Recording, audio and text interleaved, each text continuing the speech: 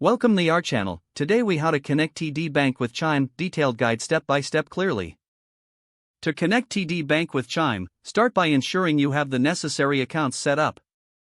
Log into your Chime account from your mobile app or the website. Once logged in, navigate to the Move Money section. Select Add Bank Account from the options presented. You will be prompted to choose your bank.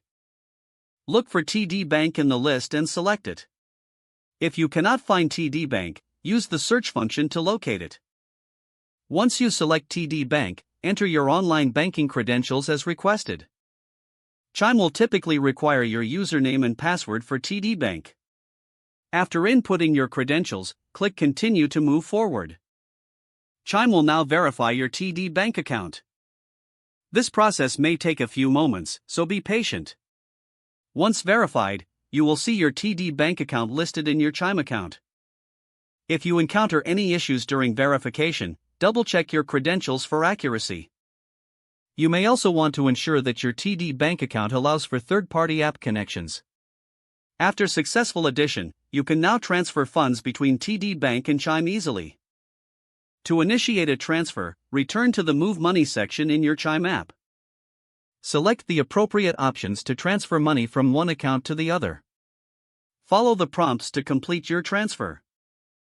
Be aware that transfer times may vary based on bank processing times. Once your transfer is complete, you'll receive a notification confirming the transaction. Always monitor your accounts for any pending transactions. If you have further questions, refer to the Chime or TD Bank customer support for assistance. That concludes the process of connecting TD Bank with Chime. Now you can enjoy the benefits of both accounts seamlessly.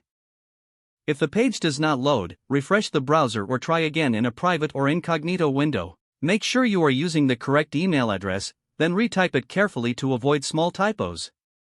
If your password is not accepted, use the reset option and create a new strong password you can remember.